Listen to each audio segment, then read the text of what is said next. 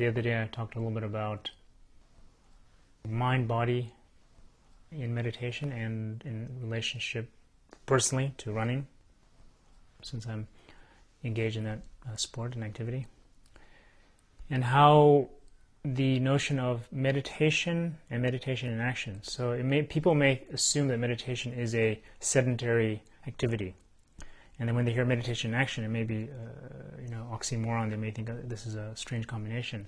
But the notion is that actually when you're meditating in a still way, what it allows you to do is grab a hold of your mind.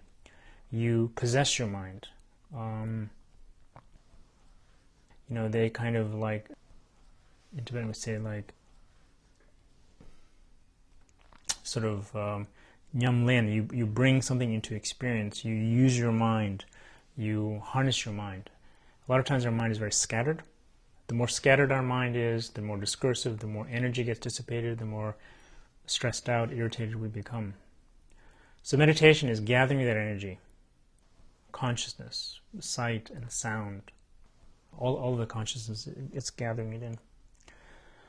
So when we gather it in, it becomes stronger. Just like if we're bringing in like a family who's scattered and you bring in all the members, it becomes stronger. It's just there's a lot more energy. So meditation is gathering of the mind like that, and then focusing on the really important themes.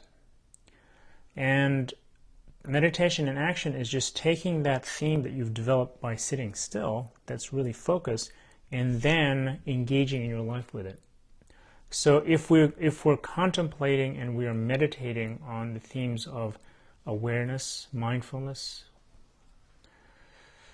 contentment, satisfaction, practicing being satisfied, practicing being satisfied with what's happening. When your mind is satisfied with the present moment, when it's meditating and feels settled, we can get up off the cushion and have that feeling of goodness, feeling of balancedness, and saying, I'm okay. I feel balanced, I feel strong. So as soon as I get up from the cushion or meditation seat and I see something that makes me feel inadequate, or I see something that makes me desirous, or I lose my focus, or it steals my mind, at that moment you can say, I'm going to practice meditation in action. I'm going to be taking the theme that I developed, and now I'm living my life, but I'm going to continue the theme of centeredness, the theme of strong vitality. And from that point of view, we can engage in life, and as we're doing life, we have practiced self-awareness or knowing what we're doing. In Tibetan, it's called Sheshin, currently or presently knowing what we're doing. So meditation in action just means you're taking a theme that's very, very important and then beginning to mix it with a life or bring it out in life.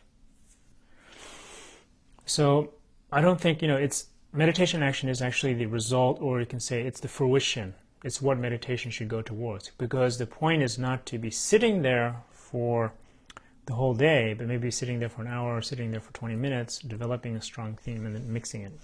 So what happens when you mix it with life? Sometimes it works out, sometimes it doesn't. We make mistakes, we realize, I lost my focus, I lost my attention, this took my mind, and then we come back and say, now I learned from that, I saw what happened. And then when we're re-entering into meditation again, we're taking the knowledge of living, we mix it into our meditation, it gives us further insight and fuel, and then we get up. So every time we're stronger and stronger as we go about doing things. And traditionally, we talk about there's various ways you can have meditation in action. You can practice it by, for example, the 6 paramitas. You can practice generosity, discipline, patience, exertion, all these elements you can practice in your life.